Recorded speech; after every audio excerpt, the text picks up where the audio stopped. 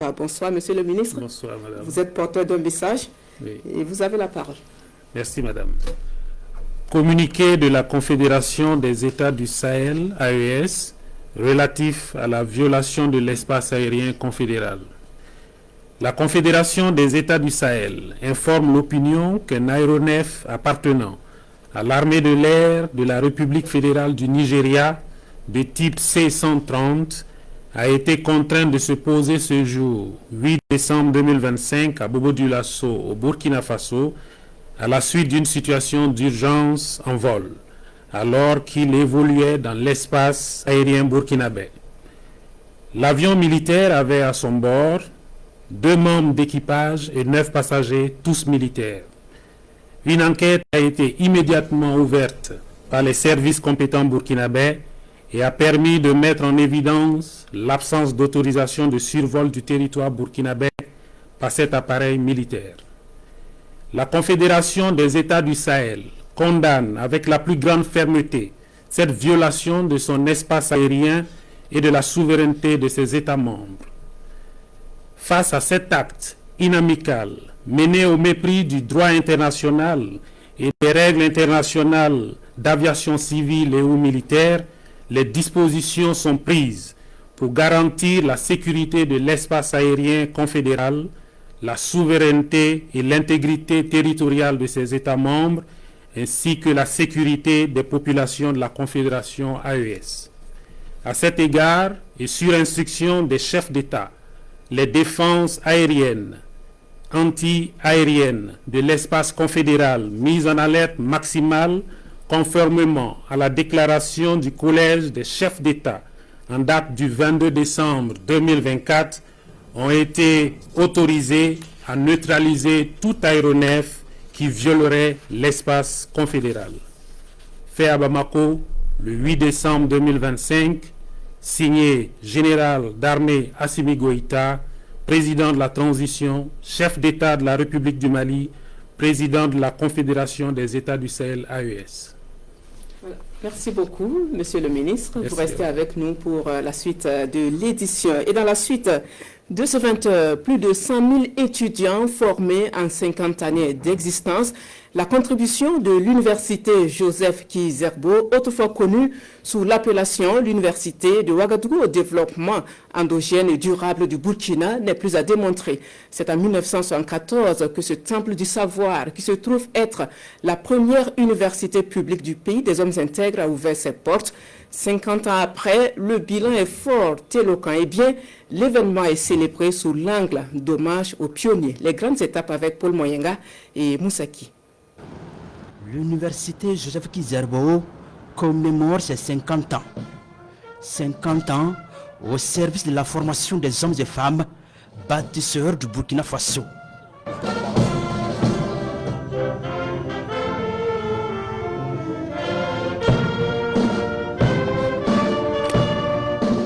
Un parcours de recherche, de spécialisation au profit de la nation burkinabé et d'autres nations africaines. Pour le chef du gouvernement Rim Talba Jean-Emmanuel Ouedraogo, la célébration du jubilé d'or de cette première institution d'enseignement et de recherche du pays des hommes intègres est une reconnaissance aux pionniers de ce temple du savoir porté sur les fonds baptismaux en 1974. 50 ans, c'est l'âge de la maturité. Et il était donc important de marquer cette halte-là pour rendre hommage et traduire toute notre reconnaissance à tous les acteurs qui ont œuvré depuis un demi-siècle pour faire de cette université une référence sur le continent.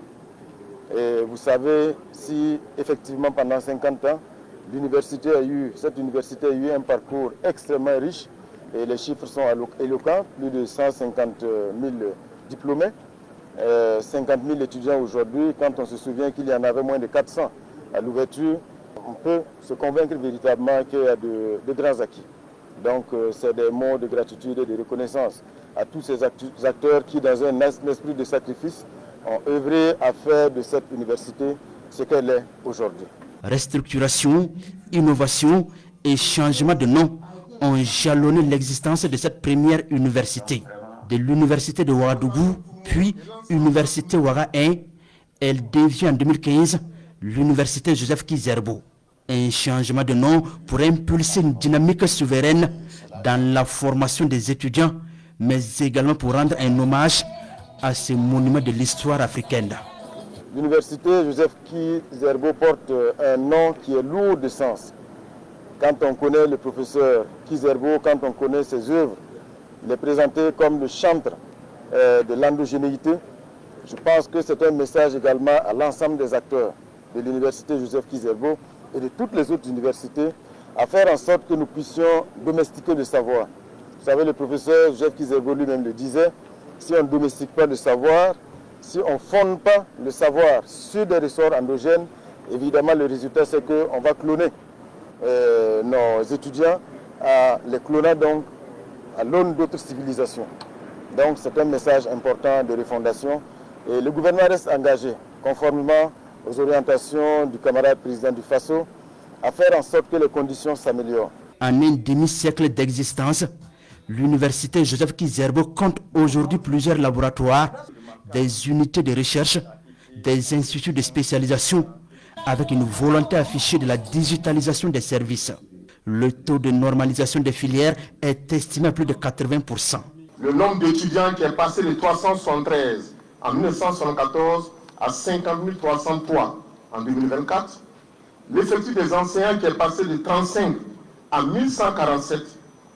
L'effectif du personnel ATOS qui passe de 15 à 490. Le nombre de places assises qui passe de 400 à 28 217. En termes de compétences formées, le JKZ a produit au total 130 549 diplômés, soit une moyenne annuelle de 2611 diplômés par an, diplômés au cours de 50 années. Mais un autre résultat majeur qu'il convient de souligner est la diversification de l'offre de l'enseignement supérieur public au cours des 3 dernières décennies. En effet, grâce à l'université Joseph Ki-Zerbo, l'enseignement supérieur public burkinabé compte de nos jours 7 universités publiques, 7 centres universitaires et 2 grandes écoles. La commémoration des 50 ans de l'université Joseph Ki-Zerbo place la réflexion sur l'héritage, les acquis et l'apport de ce temple du savoir au développement du Burkina Faso. Elle permet de rendre hommage à tous les anciens dirigeants de cette université. Ces anciens reçoivent ici respectivement la médaille de commandeur et d'officier de l'ordre des Palmes académiques. L'université Joseph Ki-Zerbo va disposer dans les jours à venir des monuments de son cinquantenaire, dont le chef du gouvernement Rim Talba Jean-Emmanuel Ouedraogo pose ici la première pierre.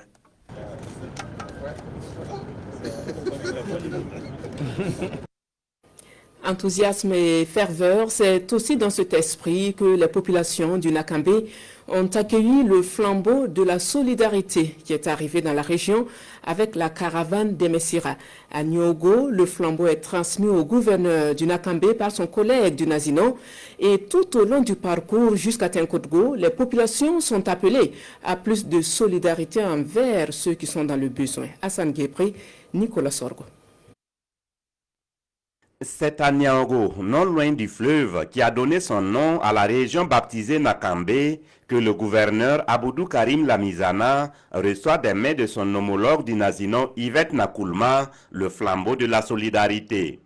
La campagne des Messira, ou la voie de la solidarité, lancée le 14 novembre dernier, rencontre l'assentiment des populations de cette région, en témoigne la mobilisation constatée dans les localités traversées.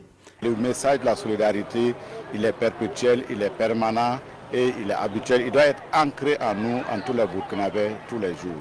Au-delà de la mobilisation de la foule, nous pensons qu'il y a une adhésion au message que nous sommes en train de lancer. De Niango à Tinkodgo, en passant par Begdo et Garango, le gouverneur a prêché la solidarité et l'entraide, des valeurs ancestrales qui ont toujours caractérisé la société africaine en général et burkinabé en particulier.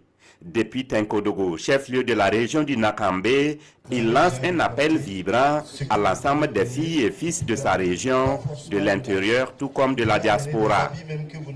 À la diaspora, il y a des comptes. Ils peuvent envoyer les moyens financiers et ceux qui sont là, ce n'est pas que du financier, on peut donner des vivres, on peut donner des habits, on peut donner des ustensiles de cuisine, on peut aider avec d'autres choses. En réponse à cette solidarité agissante voulue par les plus hautes autorités, près de 8 millions de francs CFA sont collectés, dont plus de 6 millions provenant du monde éducatif du Nakambé. Aussi, 7 tonnes de vivres et bien d'autres dons en nature sont enregistrés. Le flambeau de la solidarité sera transmis ce 8 décembre à la région voisine du Gouloumou.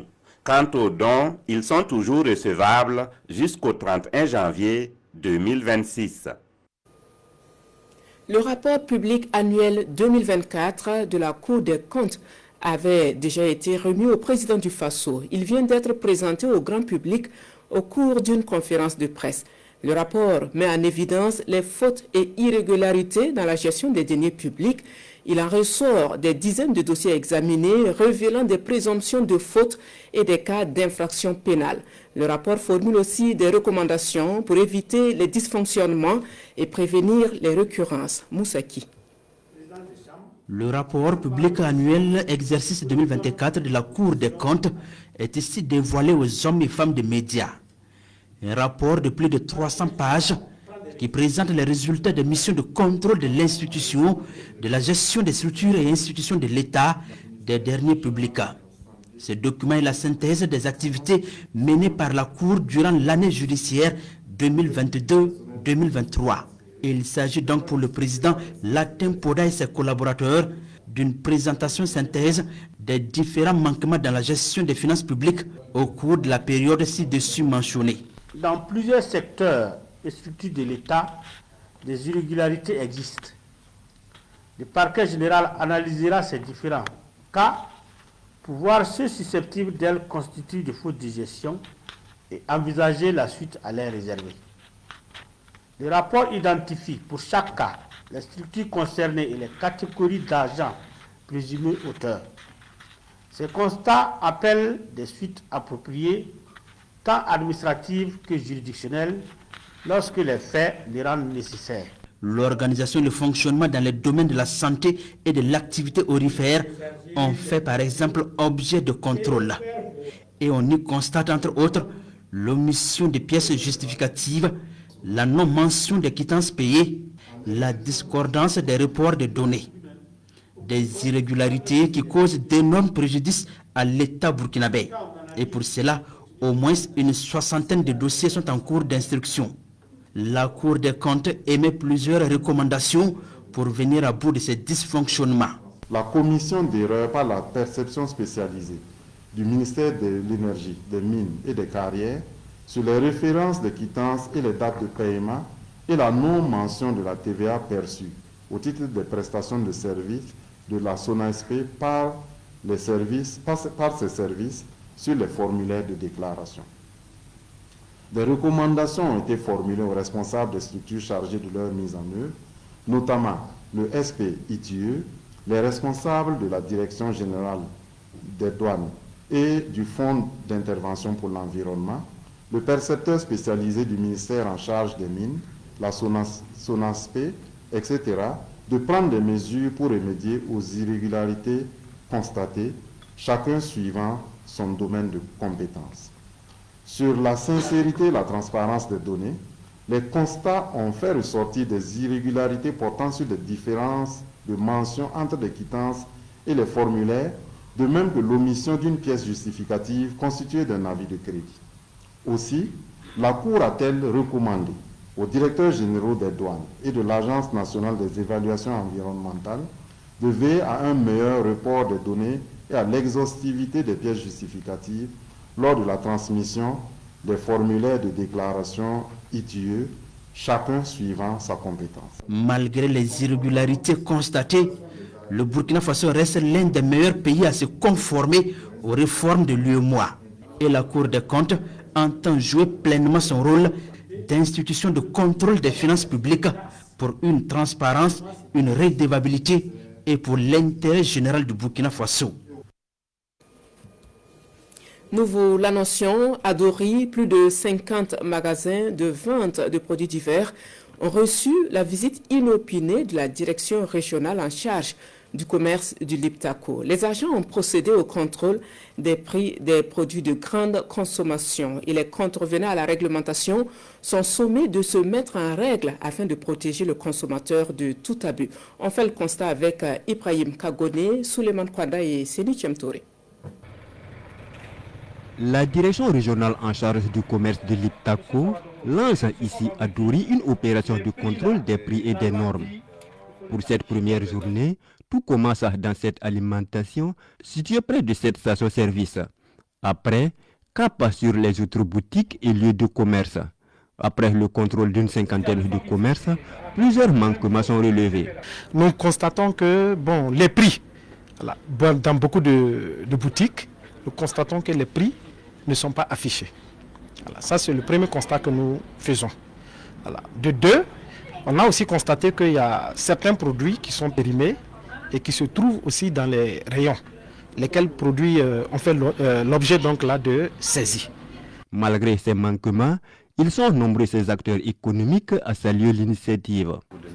Et l'explication qu'on peut expliquer pour ça, et comme on n'avait pas qu'on doit éviter tous les prix, c'est pour ça qu'on n'a pas mis les prix. Mais comme à l'air maintenant, on est ici maintenant, prochain jour à venir, on va fixer les prix maintenant. Bon, je dis à mes clients que nos cas, c'est rassuré que vraiment tout est à l'ordre. Parce qu'il y a le contrôle, nous aussi on est content de ça. Eux aussi, il faut qu'ils sentent en l'aise quand ils viennent vers chez nous, que les produits vraiment, c'est bien, c'est pas périmé. Bon, vraiment, les clients, en tout cas, il faut qu'ils eux aussi prêtent attention beaucoup. Voilà, la qualité fait la différence. Voilà, c'est qu'ils voient. Voilà, parce qu'il ne faut pas payer aussi pour payer. Voilà, il faut souvent aussi vérifier les produits. Voilà, c'est très important. Voilà, et puis surtout les prix. Voilà, il faut les pas. Parce qu'actuellement, nous traversons des moments difficiles, ça on connaît. Mais il faut aussi limiter les prix. Voilà, il ne faut pas augmenter pour augmenter. Il faut respecter les prix.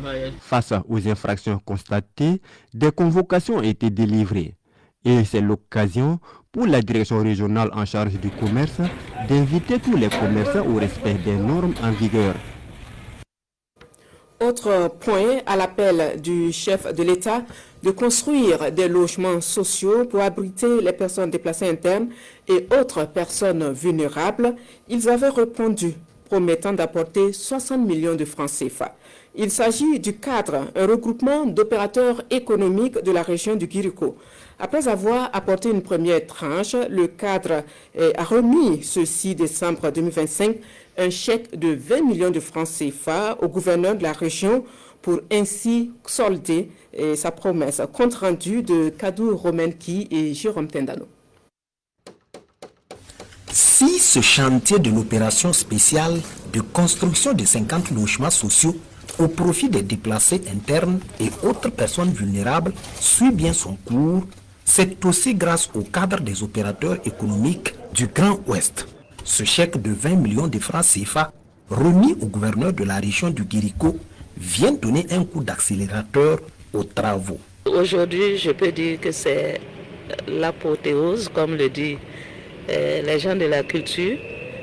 Aujourd'hui, ils venaient nous remettre un montant total de 20 millions, plus 10 millions qui avaient déjà été remises il y a quelque temps.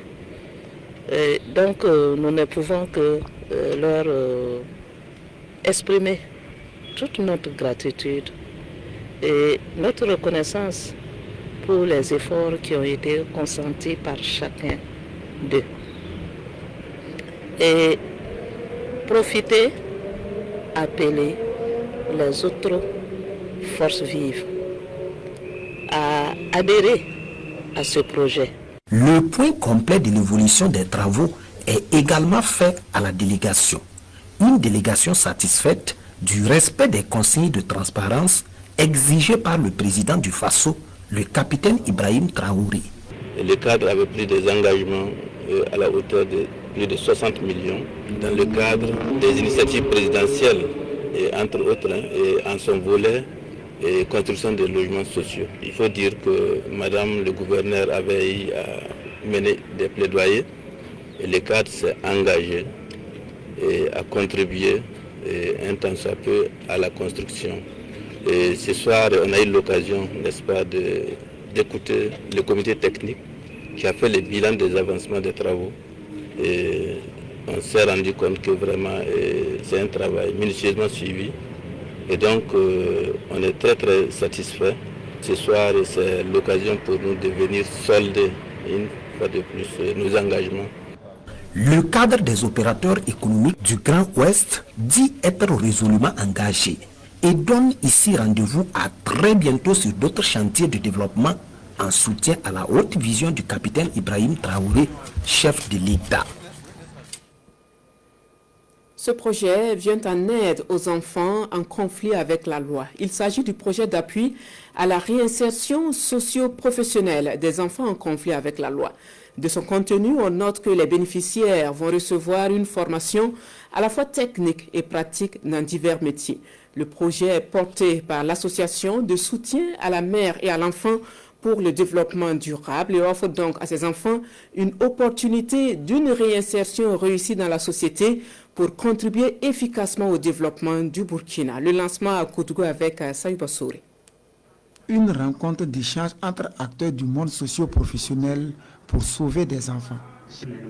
Elle se tient dans le cadre du projet d'appui à la réinsertion socio-professionnelle et scolaire des enfants en conflit avec la loi. Les enfants libérés de la maison d'arrêt et de correction de Koutougou, après avoir purgé leur peine, sont aussi concernés. L'ambition est d'offrir à ces mineurs des formations à des métiers en vue de leur permettre de retrouver leur place dans la société. Nous voulons leur donner une seconde chance afin que ces enfants-là puissent contribuer avec les moyens qu'ils ont, avec leur intelligence, à la construction de notre nation. L'opérationnalisation de ce projet par l'association de soutien à la mère et à l'enfant pour le développement durable permettra aux enfants en question de reprendre leur vie en main dans un contexte de récidive croissante des mineurs qui sortent d'incarcération en l'absence de suivi adéquat. C'est surtout bâtir sur le capital humain. Il n'y a pas de richesse donc il faut se bâtir sur les intelligences. Nous ne doit les laisser de côté. Ces enfants incarcérés, ils sont mineurs, on leur souvent demandé à aller en prison. Et qui le plus souvent aussi, c'est un peu la faute des sociétés, la faute de toutes les sociétés, au pluriel, la faute des familles. Le projet d'appui à la réinsertion socio-professionnelle et scolaire des enfants en conflit avec la loi et ceux libérés de la maison d'arrêt et de correction de Koutougou s'étend sur 12 mois. Il concerne 2 provinces du Burkina, le Bulkembe et le Sangué. Dans le domaine de la santé, plus de 200 nouveaux assistants hospitalo-universitaires ont effectué leur rentrée académique cet après-midi. Un personnel recruté au titre de l'initiative 1000x5. Vous le savez sans doute, cette initiative est un plan stratégique voulu par le chef de l'État pour révolutionner le système de santé au Burkina d'ici à 2030. Assistons donc à l'accueil à l'université Joseph Kizerbo de ses étudiants en santé avec nos reporters Nongba Kouda et Mouni Wanga. Amphibé de l'université Joseph Kizerbo, des assistants hospitalo-universitaires font leur entrée académique. Au nombre de 208, ils intègrent ainsi le personnel des universités burkinabais, notamment dans le domaine de la formation en santé. Leur recrutement qui s'inscrit au titre du plan 1000x5 est tout aussi historique que ce plan stratégique qui ambitionne la formation de 5000 médecins et spécialistes d'ici à 2030. Donc dans le cadre du 1000x5, il était prévu le recrutement de 208 hospitalo-universitaires. C'est également une première, vraiment de façon historique.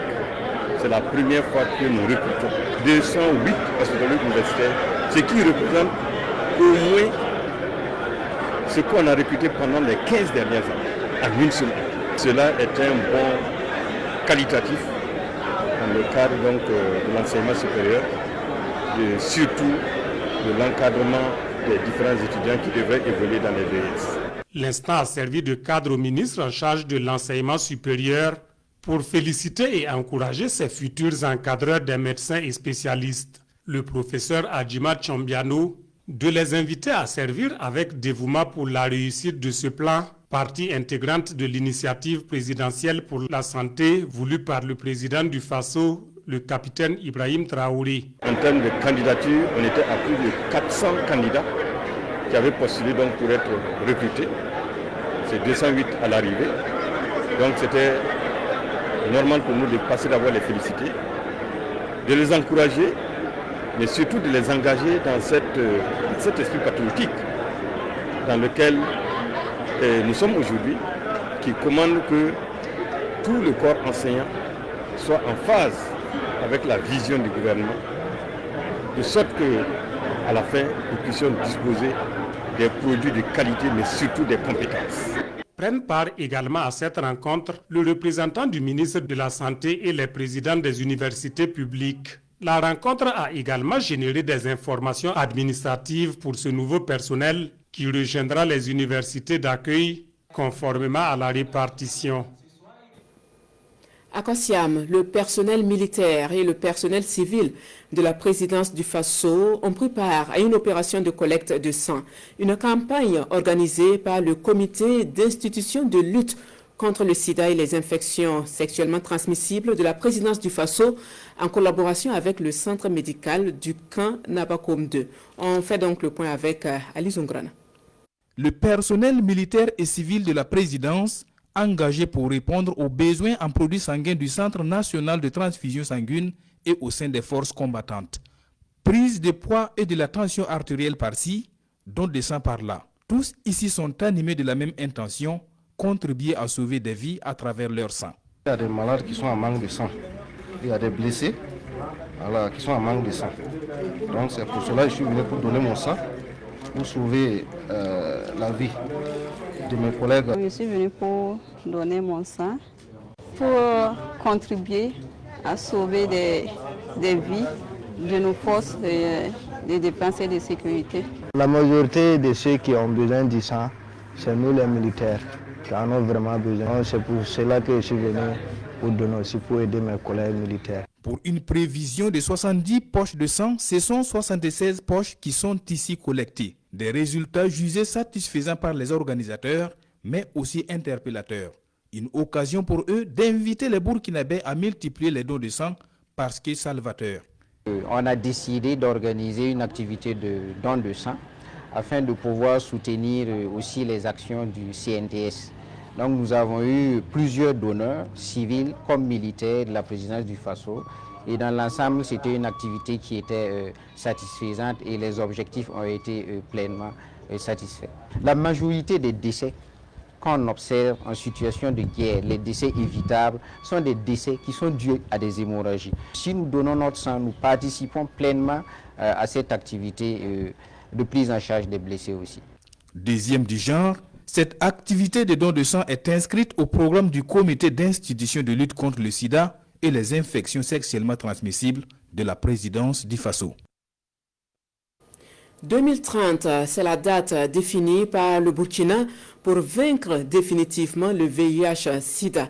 Le Burkina étant aligné sur l'objectif mondial de l'ONU de mettre fin à l'épidémie en tant que problème de santé publique. À travers donc le secrétariat permanent du Comité national de lutte contre le sida et les infections sexuellement transmissibles, une grande campagne nationale de conseil et de dépistage gratuit, volontaire et anonyme du VIH-Sida est lancée et compte atteindre au moins 150 000 personnes.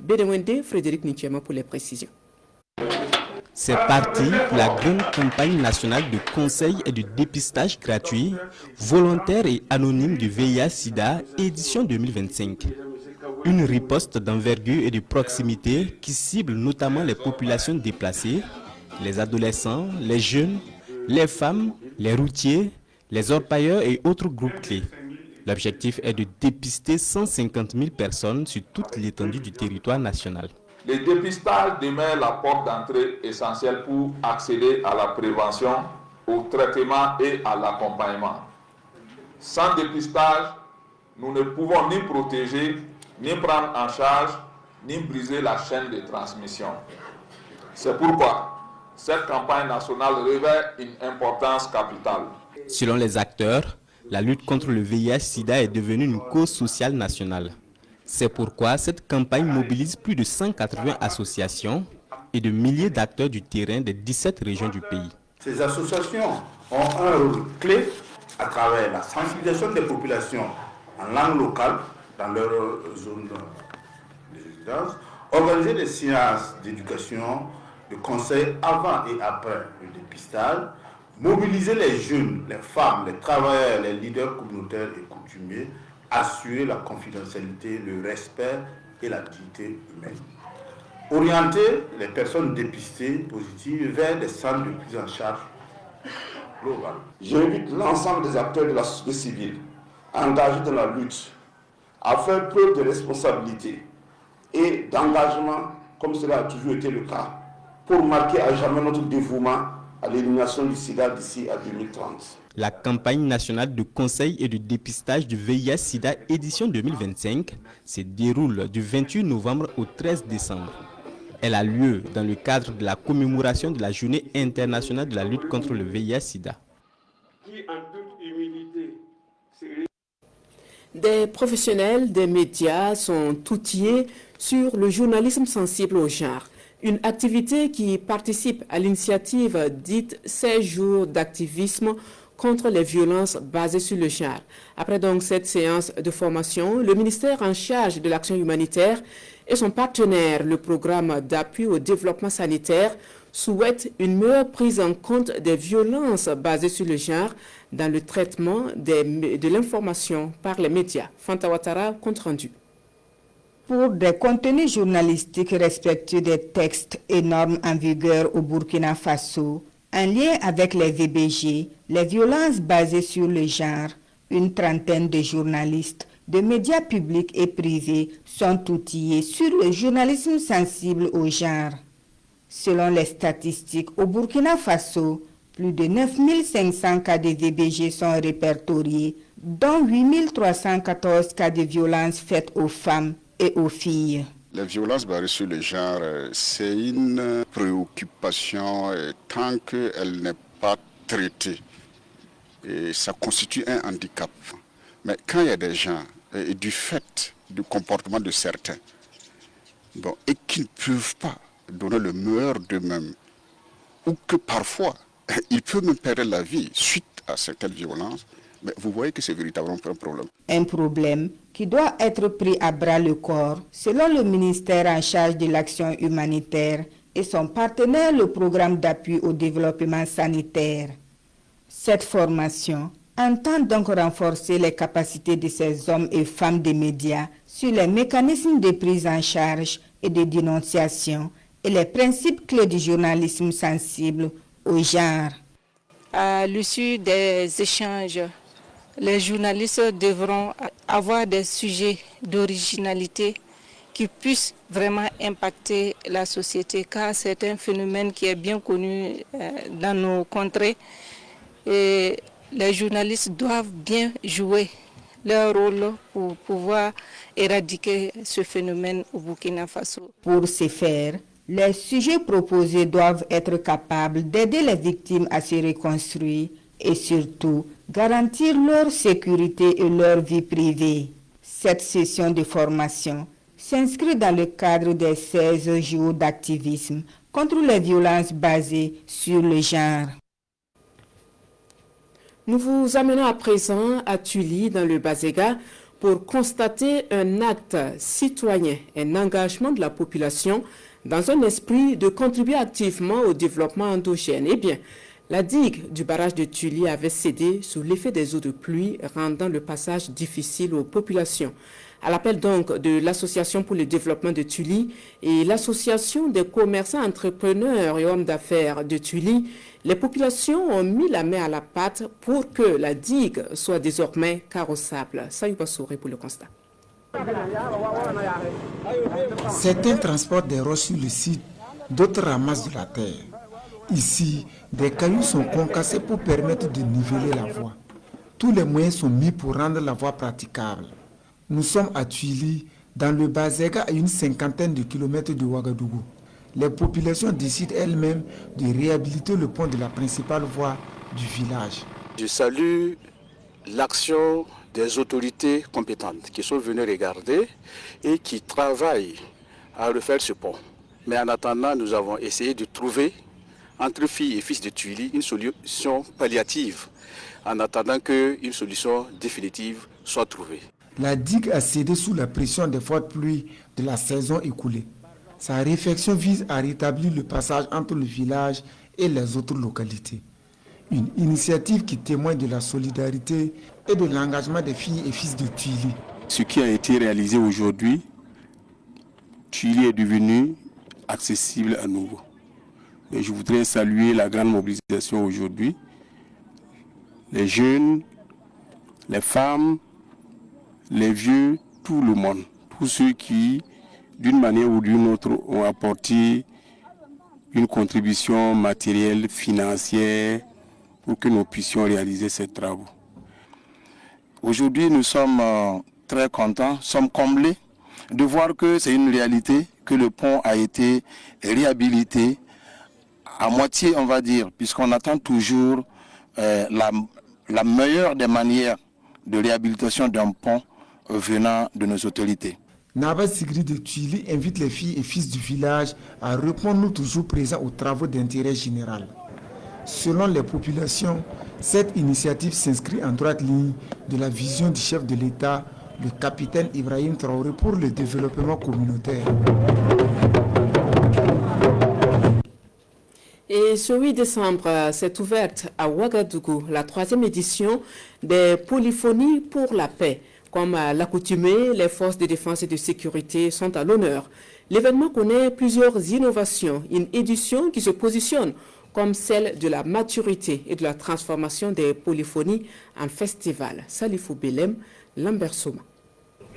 De simples spectacles auparavant, la 3e édition des Polyphonies pour la paix marque un changement majeur. Elle se transforme en festival pluridisciplinaire. La présente édition rend hommage aux blessés en opération des forces de défense et de sécurité. Durant 6 jours, les festivaliers ont droit à divers programmes. Les polyphonies thérapies qui constituent un cadre de guérison où nous allons utiliser la musicothérapie pour apporter des soins aux blessés en opération. Les polyphonies Kids constituent un cadre éducatif et ludique à travers lequel nous voulons faire naître la sensibilité artistique de nos enfants. Nous avons aussi les polyphonies académies qui seront faites de masterclass, de conférences, mais aussi de communication.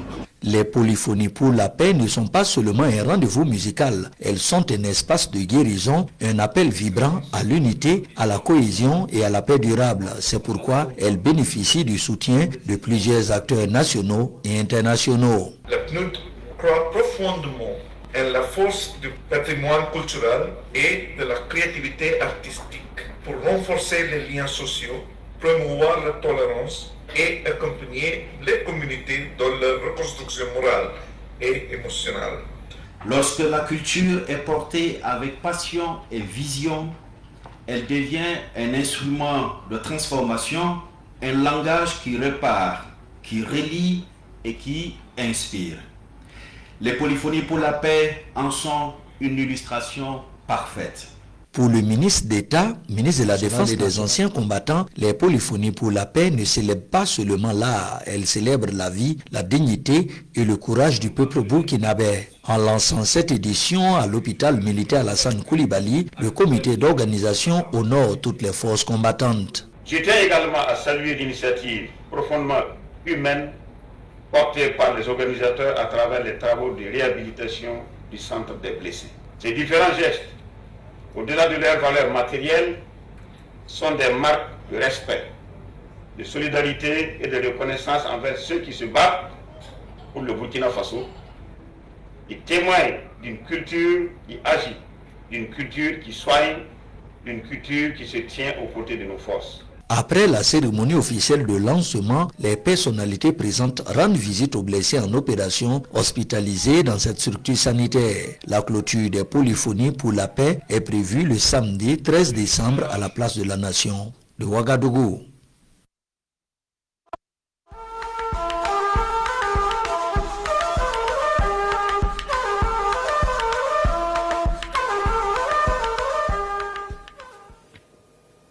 Au Mali, le commissariat de la police nationale de Koulikoro Gare est de retour dans ses locaux. Plus de 300 millions de francs CFA ont été mobilisés pour sa reconstruction.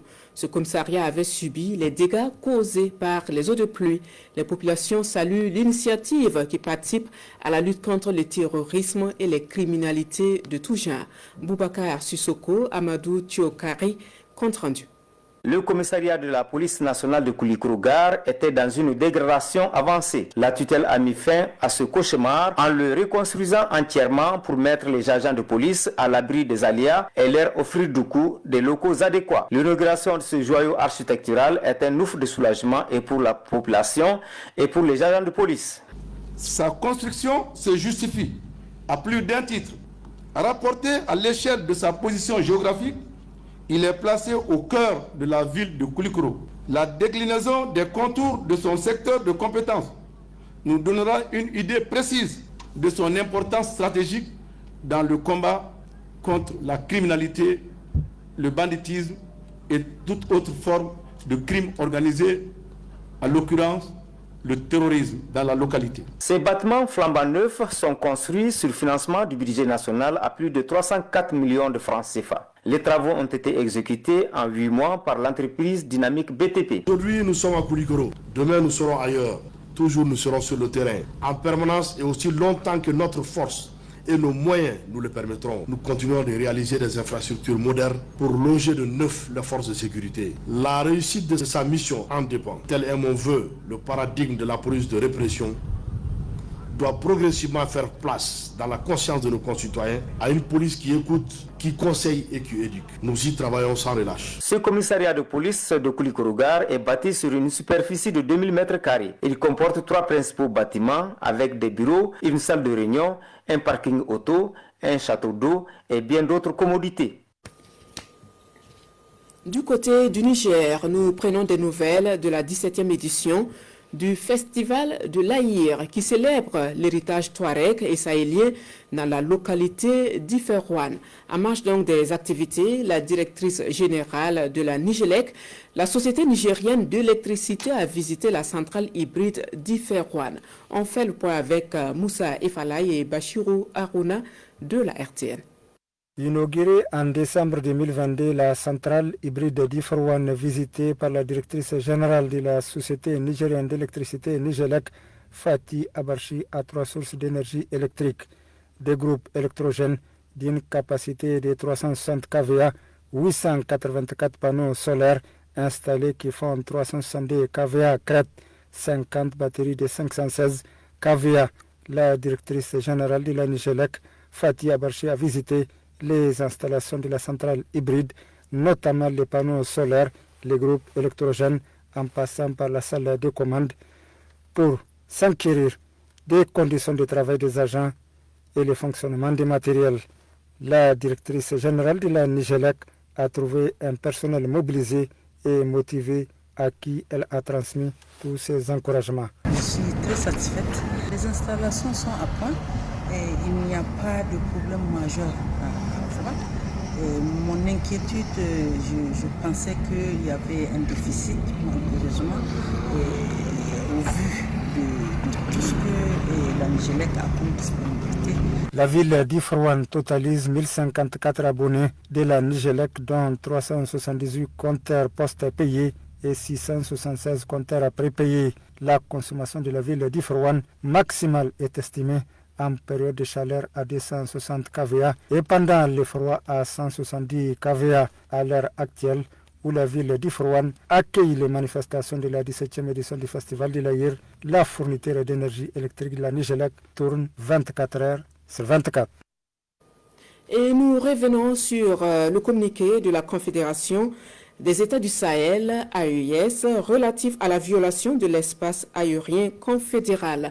La Confédération des États du Sahel informe l'opinion qu'un aéronef appartenant à l'armée de l'air de la République fédérale du Nigeria de type C-130 a été contraint de se poser ce jour 8 décembre 2025 à Bobo-Dioulasso au Burkina Faso à la suite d'une situation d'urgence en vol alors qu'il évoluait dans l'espace aérien burkinabé. L'avion militaire avait à son bord 2 membres d'équipage et 9 passagers, tous militaires. Une enquête a été immédiatement ouverte par les services compétents burkinabés et a permis de mettre en évidence l'absence d'autorisation de survol du territoire burkinabé par cet appareil militaire. La Confédération des États du Sahel condamne avec la plus grande fermeté cette violation de son espace aérien et de la souveraineté de ses États membres.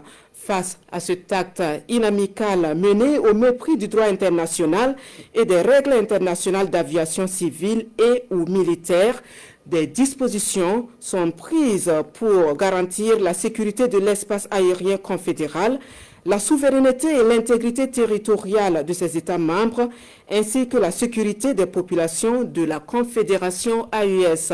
À cet égard et sur instruction des chefs d'État, les défenses aériennes et anti-aériennes de l'espace confédéral mises en alerte maximale, conformément à la déclaration du Collège des chefs d'État en date du 22 décembre 2024, ont été autorisées à neutraliser tout aéronef qui violerait l'espace confédéral. Fait à Bamako le 8 décembre 2025 et c'est signé le général d'armée Assimi Goïta, président de la transition, chef de l'État de la République du Mali, président de la Confédération des États du Sahel, AES.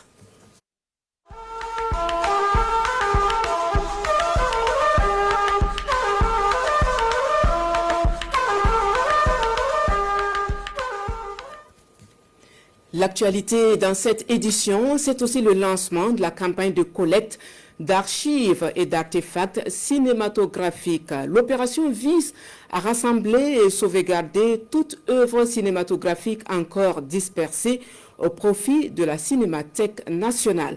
Le ministère de la Communication, de la Culture, des Arts et du Tourisme appelle les cinéastes à protéger leurs œuvres. Mariama Tamboura.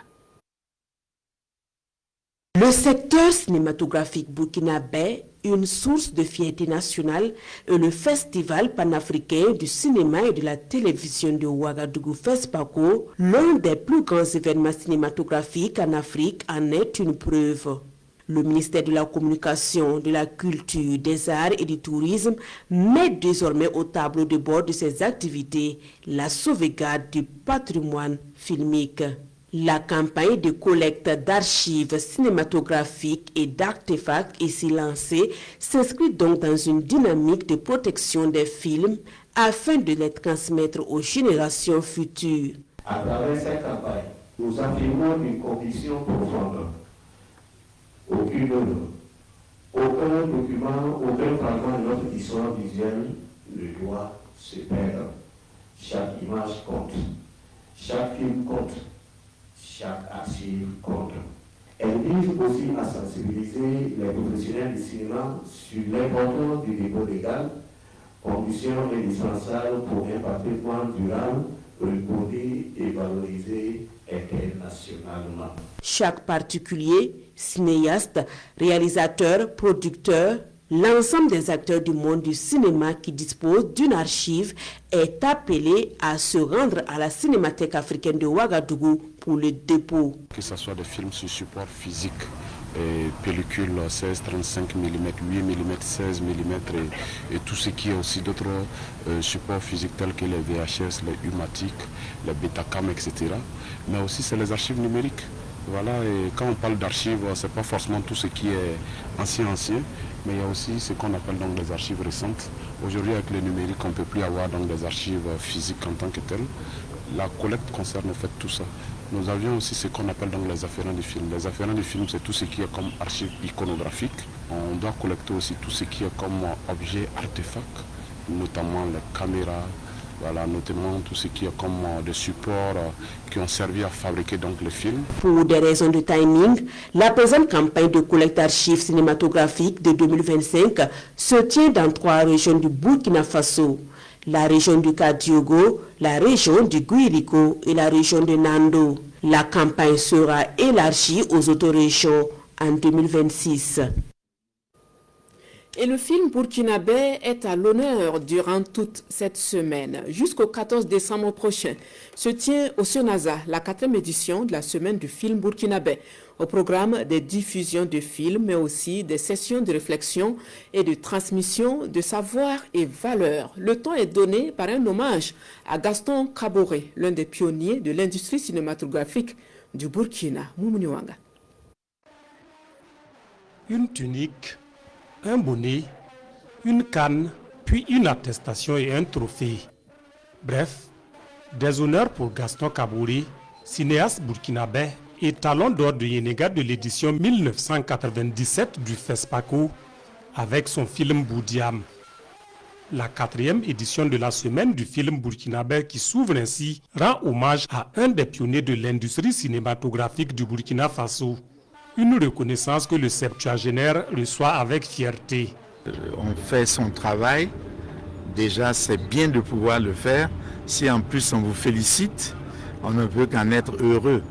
Par conséquent, je suis doublement gratifié, à la fois par la reconnaissance des autres et par peut-être la petite satisfaction que j'ai d'avoir fait mon travail tout simplement. Tribune de valorisation du film burkinabé, la CEFIB, semaine du film burkinabé, se veut un cadre de diffusion, de réflexion, mais aussi de transmission de savoir et de valeurs. Cette édition sous l'approche cinéma et révolution, éveil de conscience et souveraineté des peuples, se définit aussi comme un espace d'appropriation des idéaux de la révolution progressiste populaire. Notre semaine sera rythmée des activités suivantes. Des séances de projection cinématographique de 8 films burkinabés, une journée de projection de films de nos héros africains. Dédiée aux œuvres traduisant les idéaux de la révolution progressiste et populaire, cette journée mettra en avant des films tels que Sankara l'homme intègre et Lumumba. Il y aura aussi une projection inédite sur les grandes initiatives présidentielles qui illustrent les luttes et les valeurs fondatrices de notre nation. Au-delà d'être un rendez-vous culturel, la semaine du film burkinabé est un acte de résistance et d'affirmation, mais aussi de renaissance, souligne le représentant du ministre en charge de la culture. Et pour lui, la CEFIB célèbre le cinéma qui libère les consciences et réhabilite l'identité profonde du peuple burkinabé. Cette semaine, nous célébrons cette transformation. Nous célébrons un cinéma qui n'est pas une fuite, mais un ancrage, un cinéma qui ne divertit pas pour endormir, mais qui questionne pour réveiller. Un cinéma qui est, pour reprendre les mots même de nos pionniers, un cinéma d'urgence, l'urgence de raconter notre histoire, de magnifier nos héros, de forger notre propre récit. Dans sa logique de révolution par l'image, la CEFIB prévoit une journée de projection suivie d'échanges avec des scolaires. Également au programme, une animation sur l'espace Amadou Balaké du Senaza jusqu'au 14 décembre prochain. Nous restons dans le registre promotion de la culture. Eh bien, à Boissa, dans la périphérie ouest de la capitale, le musée Koudomoro voit le jour, une nouvelle structure qui vient participer au renforcement de la préservation du patrimoine culturel burkinabé. Le film de l'inauguration avec Roger Kamei Lambersom. Les habitants du quartier Boissa de la capitale burkinabé ont désormais un lieu dédié à la contemplation des objets anciens du terroir Mouaga. Le musée Koudoumderogo est désormais ouvert au public. Ce musée rassemble divers objets du quotidien.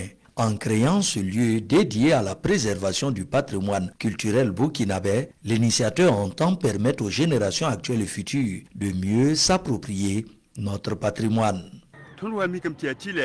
Cette initiative vise à préserver nos valeurs culturelles. Je viens de réaliser ainsi ce qui me tenait à cœur. Car vous savez, la culture compte beaucoup pour un peuple. Donc, chaque détenteur d'objets culturels est invité à les sécuriser dans ces musées. C'est en présence d'une forte délégation de chefs coutumiers que le musée est inauguré. Pour les visiteurs du jour, c'est avec joie qu'ils découvrent certains objets dont ils avaient entendu parler de par le passé. L'expérience est donc belle et enrichissante.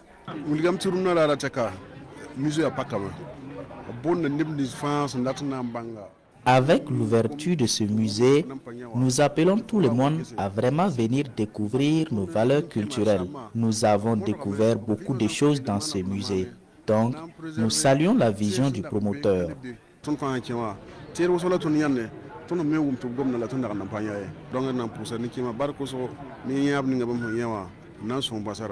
La mise en service du musée Koudoumdé Rogo de Boissa est la concrétisation de plusieurs années de travail. Le promoteur invite les détenteurs d'objets à s'approcher de la structure afin de permettre leur préservation. Le public est appelé à faire vivre ce lieu en se rendant sur le site. Durant 48 heures, plusieurs autres activités, dont une exposition foire, des contes et des prestations d'artistes, se tiennent sur le site.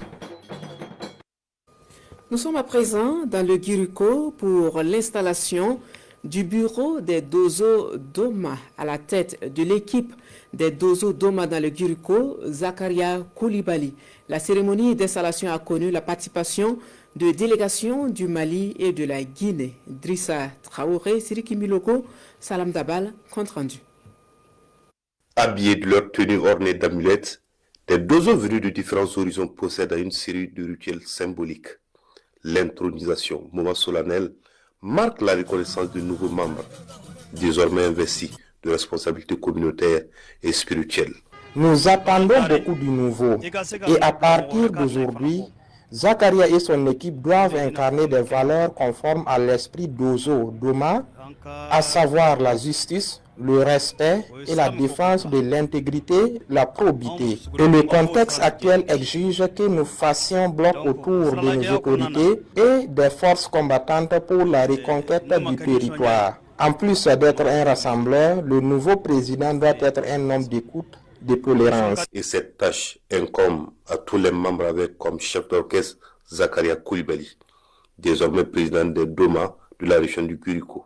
Il place son mandat sous le signe du rassemblement et de la cohésion sociale. Nous comptons sur tout le monde pour la bonne marche de ce que le président va mettre sur place. Alors, on ne peut pas tout de suite ouvrir le contenu du projet du président. Mais au fur et à mesure que nous avançons, vous allez voir que petit à petit, tout ira à merveille. Entre tradition, spiritualité et engagement communautaire, cette cérémonie d'intronisation réaffirme la place des Dozo Doma dans la vie culturelle. Et en sport, à la 35e Coupe d'Afrique des Nations Cannes Maroc 2025, ce sont 25 étalons plus 3 réservistes qui vont défendre les couleurs du Burkina. Le sélectionneur national a révélé la liste ce matin au cours d'une conférence de presse. Le point avec Césaire Carfou et Maria Ouattara. Le Burkina fera l'expédition marocaine avec 25 étalons, pas 28, mais 25. Et par mesure de précaution, Brahma Traoré annonce également 3 réservistes. Mohamed Konaté, José Tendré-Béogo et Razak Yoda. La raison de ce resserrage, la conjoncture socio-économique. La situation du pays, on vit des moments difficiles et je crois que chacun va en tout cas constater à ses dépens que ça ne sera pas facile d'amener tout le monde. Ceci étant dit, qui part au Maroc avec Brahma? Bien sûr, il y a les évidences et les surprises agréables et non. Pour garder les cages du Burkina à la 35e messe du football africain, sans surprise, le sélectionneur porte son choix sur Hervé Kouakou Kofi, Kylian Nikiema et Farid Ouedraogo. À l'arrière, 8 défenseurs sont appelés. Nasser Giga, Adamo Nagalo, Issouf Dayo, Edmond Tapsoba, Issa Kabore, Arsène Kouassi, Steve Yago et Rachid Aïndé. Au milieu, la confiance du sélectionneur va à Ismaïla Ouedraogo, Blati Touré, Saïdou Sempore, Gustavo Sangaré, Stéphane Azizki, Cédric Badolo et Mohamed Zungrana.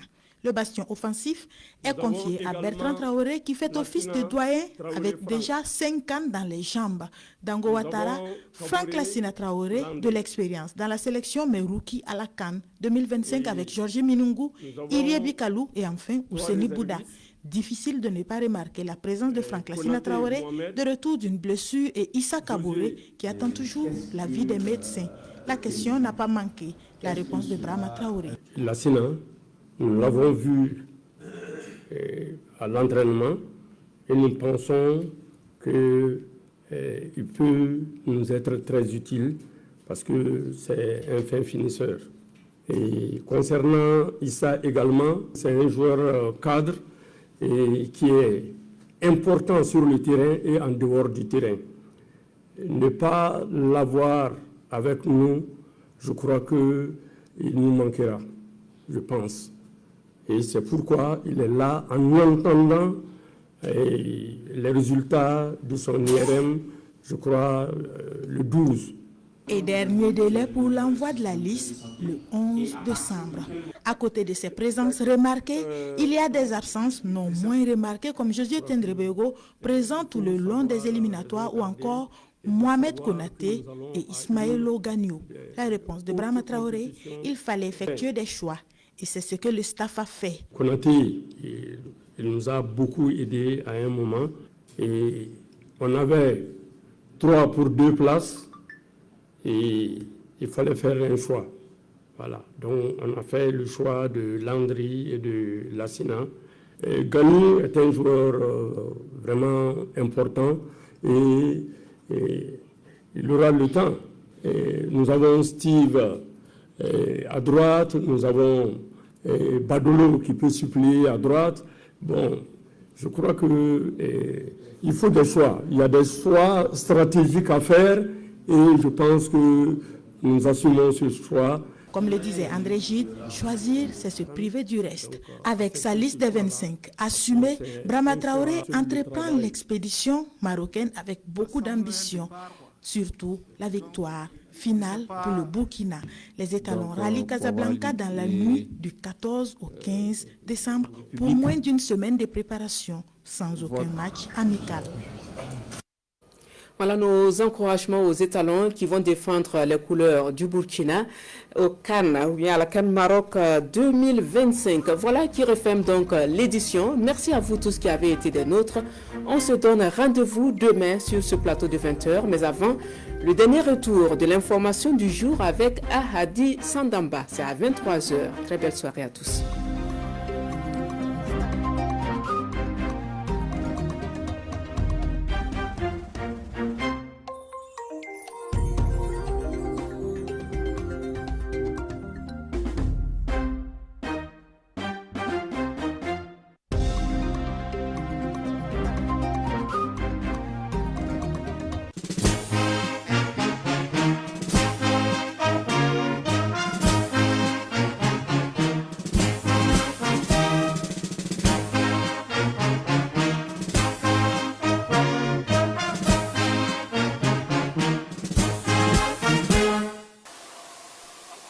Depuis mon engagement dans ce métier, à peu près quelque chose de cela 5 ans, vraiment, je suis vraiment fier de m'engager dans ce métier d'armes. Vu que je me sens vraiment visé dans des missions très très importantes, comme le ravitaillement de certaines zones qui en ont besoin, et le ratissage et l'installation de certaines zones, j'ai de la satisfaction. La satisfaction envers mes camarades et la satisfaction aussi envers mes collègues. Et en plus que ça, c'est que moi, je peux dire, durant mon engagement dans ce métier, j'ai eu à faire beaucoup de missions dans les centres nord, tout comme à l'est au Sahel.